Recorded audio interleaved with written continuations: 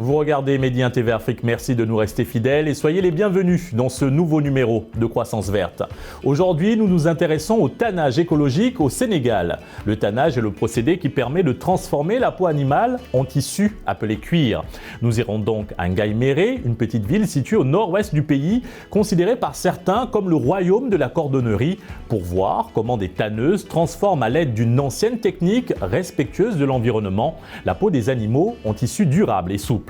Ainsi, en première partie d'émission, à travers notre reportage, vous saurez comment cette tradition séculaire artisanale se perpétue et impacte l'environnement, comment elle favorise l'employabilité des jeunes et l'autonomisation des femmes de la ville de Ngaïméré. Vous verrez aussi comment le tannage végétal préserve la santé des travailleurs et quels sont les avantages qu'il offre en termes de préservation de l'écosystème environnemental, contrairement au tannage minéral largement utilisé dans l'industrie du textile. Et pour compléter cet éclairage sur la pratique du tannage écologique, nous serons en deuxième partie d'émission sur ce plateau avec Djiby Niang, directeur exécutif de la section Sénégal de l'ONG JVE, Jeunes Volontaires pour l'Environnement. Merci Monsieur Niang d'avoir accepté notre invitation. Merci et merci pour l'invitation. Merci à vous et tout de suite place à notre reportage. Il est signé Jean-Paul Ndour et Bachir Bodian.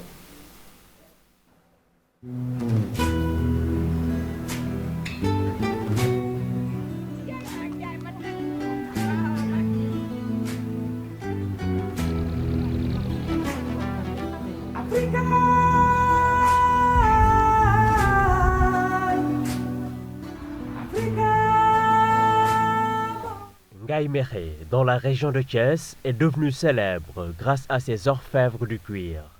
D'aucuns voient même cette ancienne bourgade comme le royaume de la coordonnerie au Sénégal.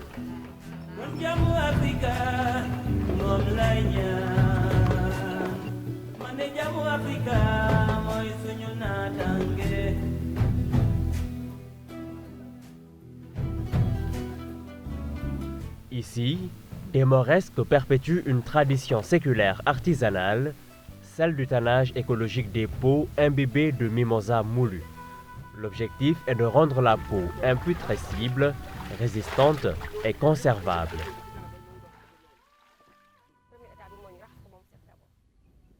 Nous nettoyons d'abord proprement les peaux, après nous les trempons dans de la chaux pendant 5 à 6 jours avant d'enlever les poils.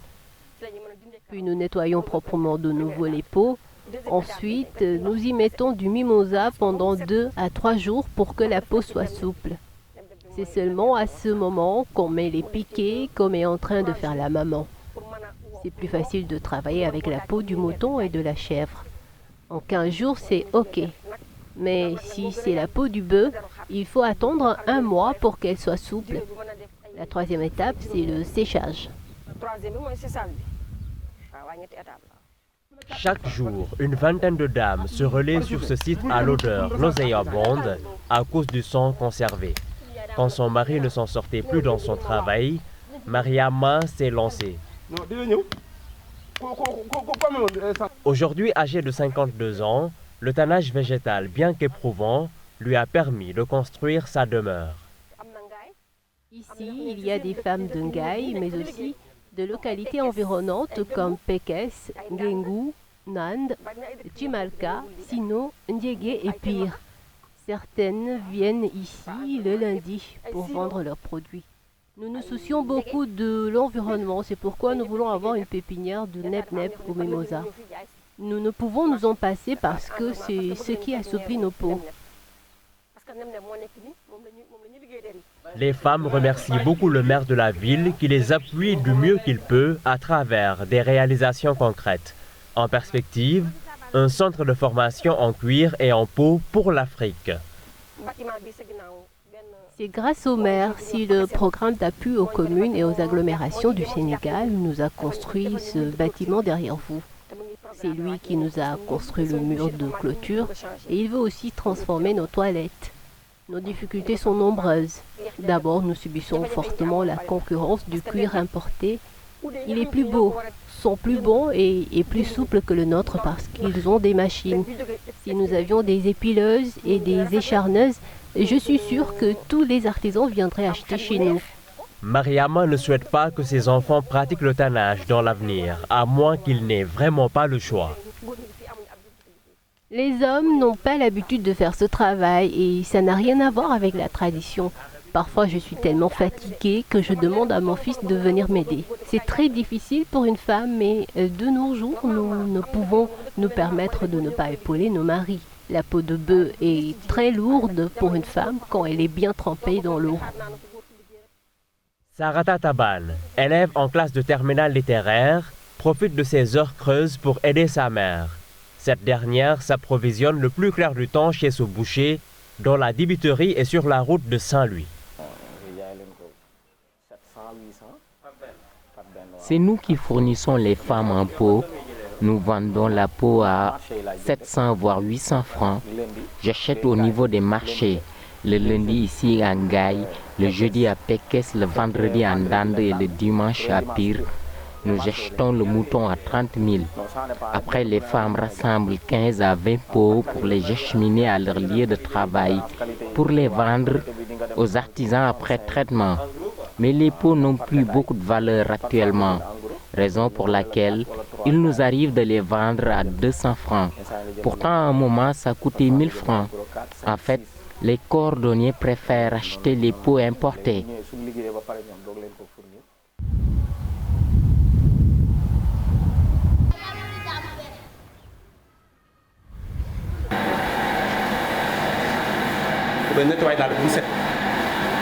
De cette usine peuvent sortir environ 1000 ceintures et 1000 paires de chaussures en cuir par jour si toutes les machines tournent à plein régime avec un effectif suffisant.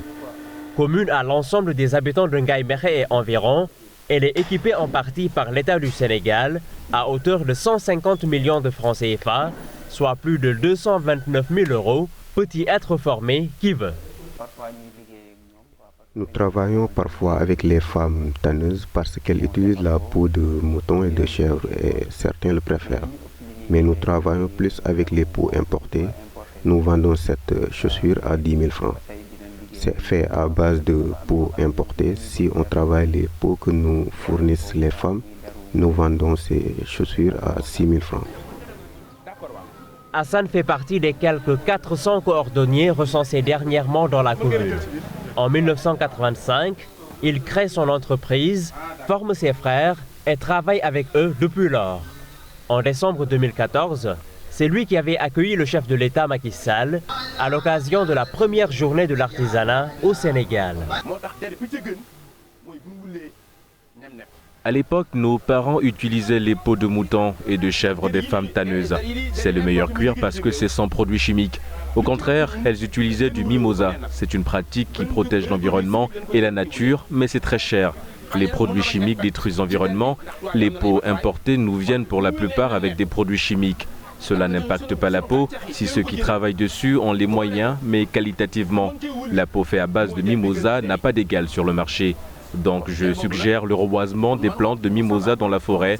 Cela nous donnera une certaine autonomie dans notre travail. Et le mimosa associé au miel soigne l'asthme et ceux qui ont des complications à l'estomac.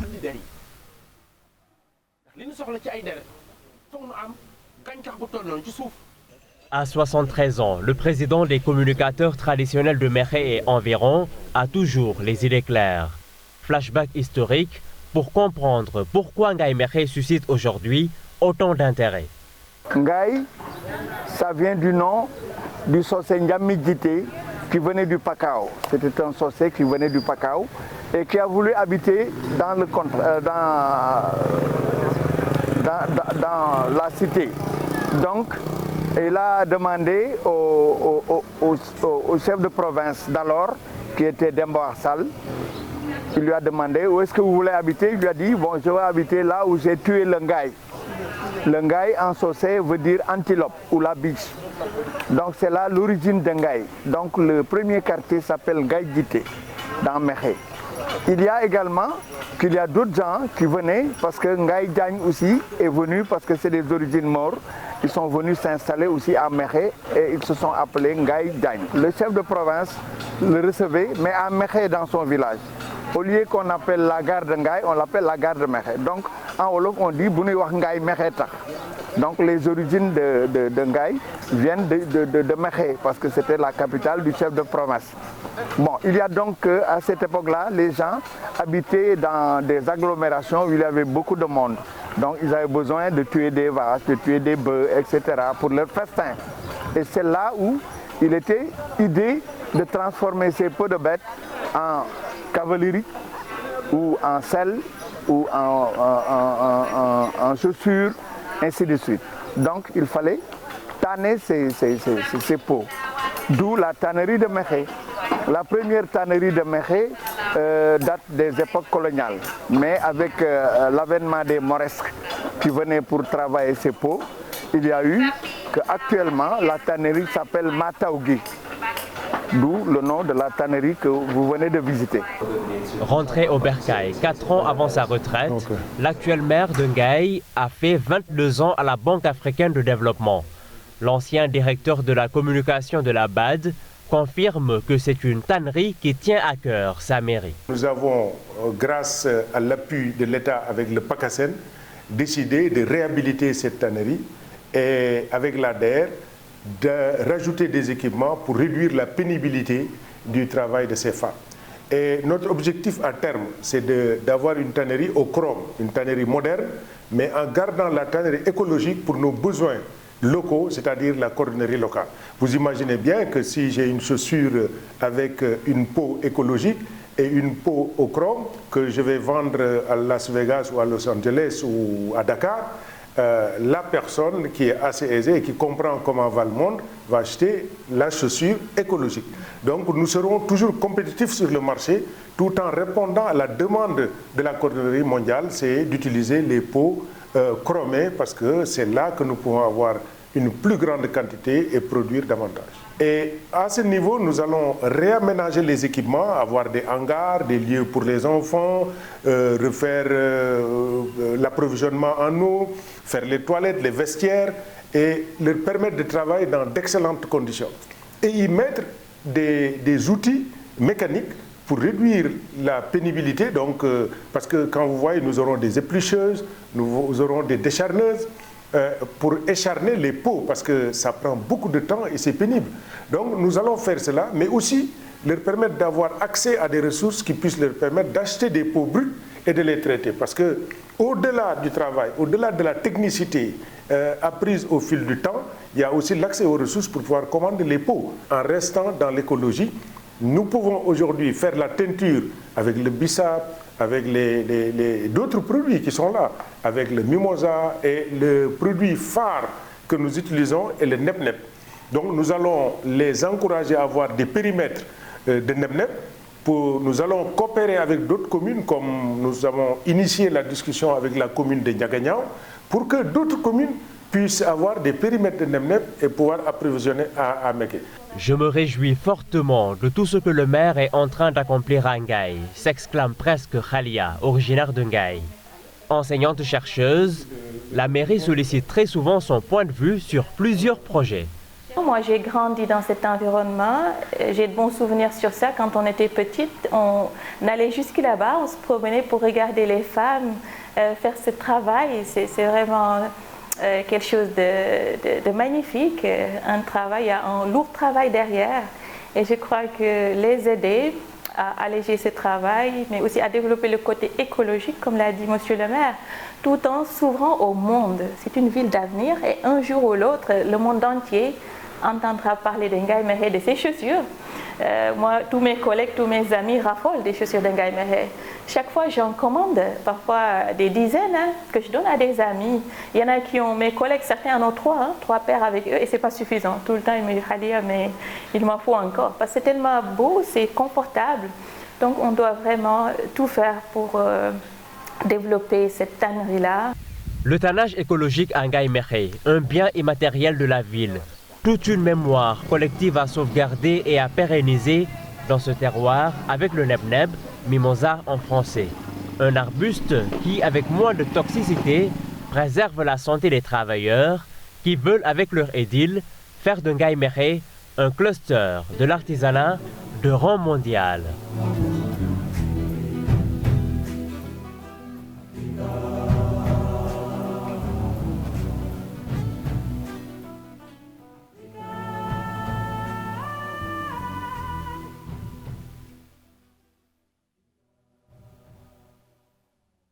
De retour sur le plateau de Croissance Verte et nous sommes avec Djiby Niang, directeur exécutif de la section Sénégal de l'ONG JVE, Jeunes Volontaires pour l'Environnement.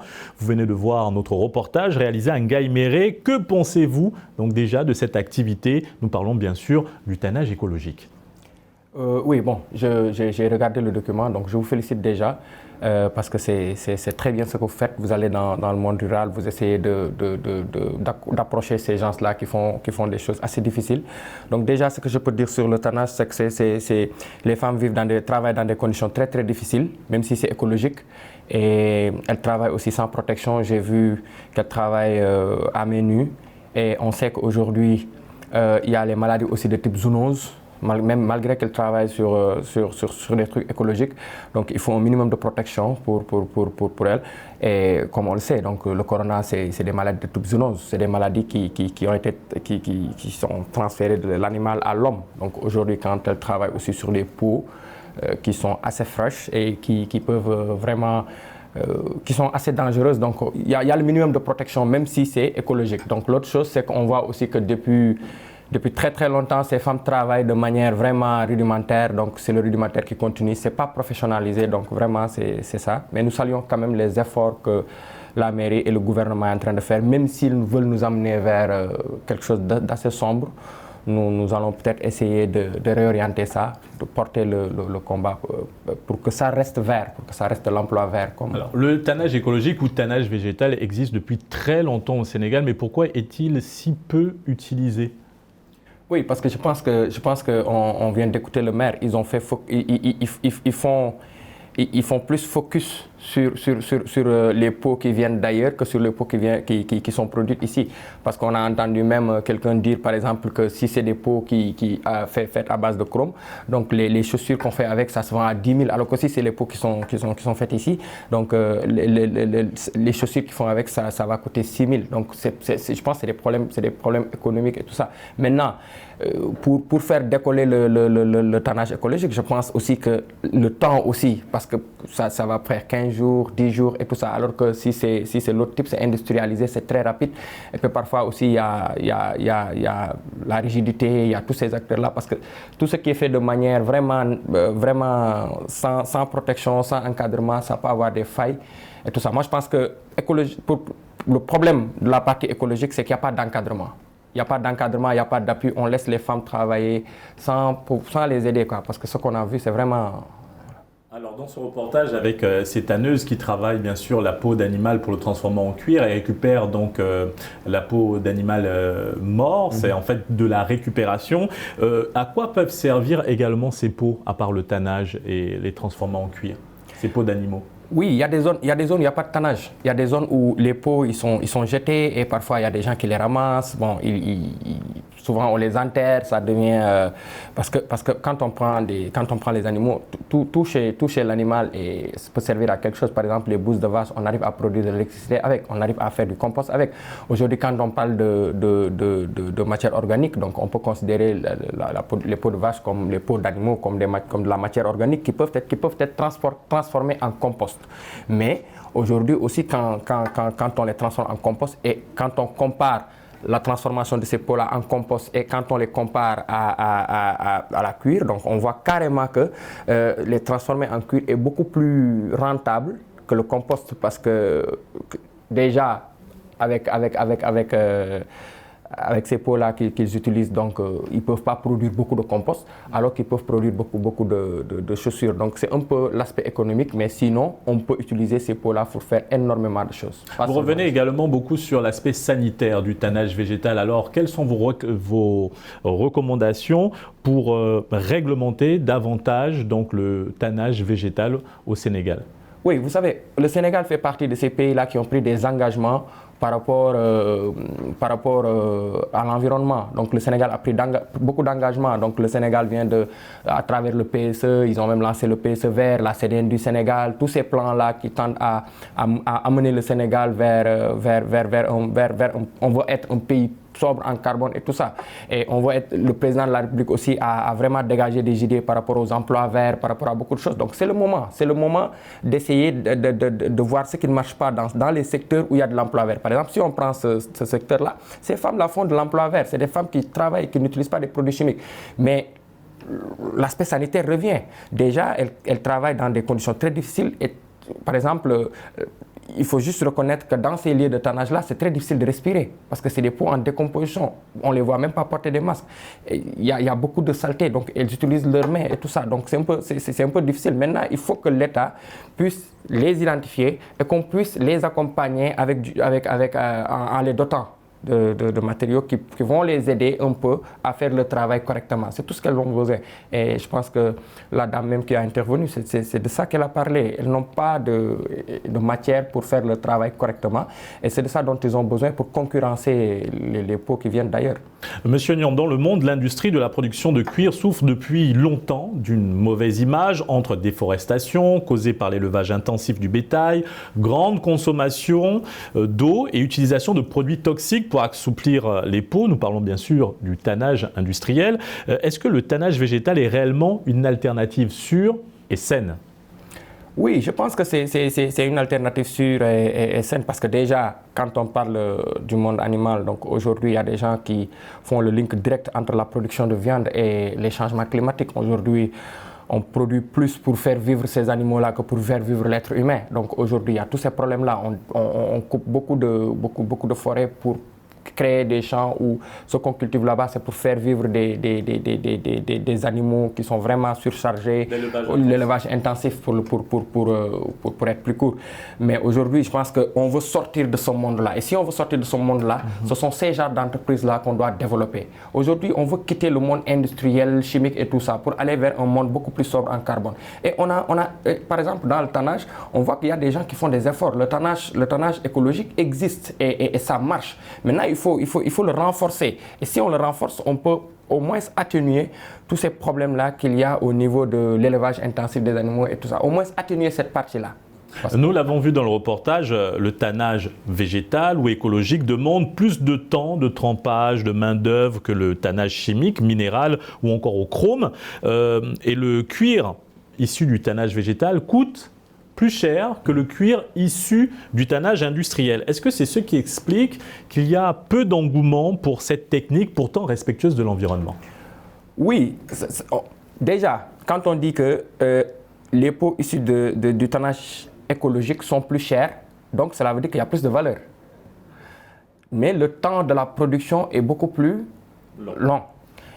Maintenant, il faut essayer d'identifier ça. Pourquoi le tannage industriel est rapide? C'est parce que ça a été industrialisé. Ils ont amené des machines, des séchoirs et tout. Déjà, pour sécher les peaux de vache, c'est ça qui est long. C'est pas mettre du nep-nep, enlever les trucs. Tout ça, c'est pas long. Maintenant, c'est pour sécher qui est long. Pourquoi ne pas les détruire de séchoirs solaires? Ces technologies-là existent. C'est-à-dire aller là-bas, faire le diagnostic, comprendre exactement de quoi ces femmes-là ont besoin pour faire un travail vraiment écologique et rapide, réfléchir sur les mécanismes, trouver les moyens d'avoir des séchoirs solaires assez qui peuvent sécher le truc.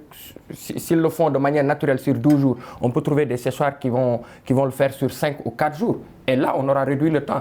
Mais le prix va rester le même. Parce que le prix de ce qui est écologique n'est pas le prix de ce qui n'est pas écologique. Le lait chimique, ce n'est pas le même prix que le lait qui est industriel. Vous parlez de l'intensification donc du tannage végétal, mais comment vulgariser cette technique auprès de la population pour qu'elle s'y intéresse et qu'on voit plus d'entrepreneurs s'orienter vers cette activité, ce domaine pourtant très prometteur? Je pense qu'il y a en termes d'emploi. Il y a déjà beaucoup de gens qui travaillent dans ça. Regardez le nombre de cordonniers qu'il y a dans ce pays-là.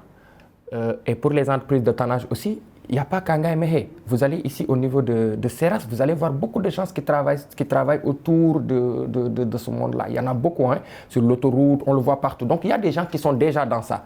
Il y en a qui le font de manière vraiment un peu chimique, ils utilisent des trucs, mais il y en a qui restent toujours dans le monde écologique et tout ça. Maintenant, pour moi, il faut arriver à vraiment faire une cartographie de tous ces acteurs-là. Parce que ce n'est pas seulement à Ngaï, ce n'est pas seulement à Dakar, mais même dans les régions. Parce que dans les régions, les gens qui fournissent des peaux aux cordonniers, souvent, c'est des gens qui sont basés dans ces régions-là et qui font le tannage sur place.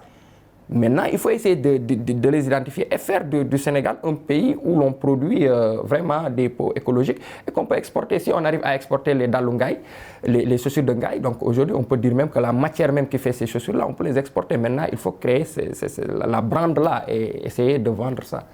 Et selon vous, au niveau mondial, quels sont les défis auxquels fait face le tannage écologique? Le manque d'accompagnement. Parce qu'aujourd'hui, le tannage industriel est beaucoup plus prisé, c'est beaucoup plus rapide, il y a beaucoup plus de... Vous savez, tout ce qui est bon, le monde est comme ça, tout ce qui est chimique, tout ce qui utilise les produits toxiques et tout ça, donc ça va plus rapidement que tout ce qui est naturel. Donc ça, c'est la loi de la nature. Mais quand même, je pense qu'aujourd'hui, on est dans un monde qui souffre des changements climatiques. On ne doit pas attendre même d'arriver à ce stade-là pour dire qu'on veut changer de paradigme. Aujourd'hui, dans le monde du tannage, on sait que le monde animal aujourd'hui est en train, l'élevage intensif des animaux est en train de causer un problème à l'environnement. Maintenant, regardons dans ce cercle qui tourne autour de ces animaux-là, comment nous pouvons faire pour au moins atténuer quelques éléments. Et parmi ces éléments-là qu'on doit atténuer, le tannage en fait partie. Parce qu'aujourd'hui, pour faire revenir les gens sur l'agriculture intensive, ça va être très difficile. Mais on peut au moins jouer sur le tannage et essayer d'opter pour le tannage écologique et essayer un peu de sensibiliser toutes ces entreprises-là qui travaillent de manière chimique et tout ça, de se tourner vers l'écologique. Il y a des pays qui ont réussi cette transition-là, pas sur le tannage, mais sur d'autres trucs comme le plastique. Pourquoi pas avec le tannage? On peut le faire. Il faut juste avoir la volonté. Merci Djiby Niang. Nous rappelons que vous êtes le directeur exécutif de la section Sénégal de l'organisation non gouvernementale Jeunes Volontaires pour l'Environnement. Merci pour cet éclairage. Merci beaucoup. Merci à Medouane TV pour l'invitation et à Croissance Verte. Merci. Et merci à vous d'avoir suivi cette émission. Très bonne suite des programmes sur Medi 1 TV.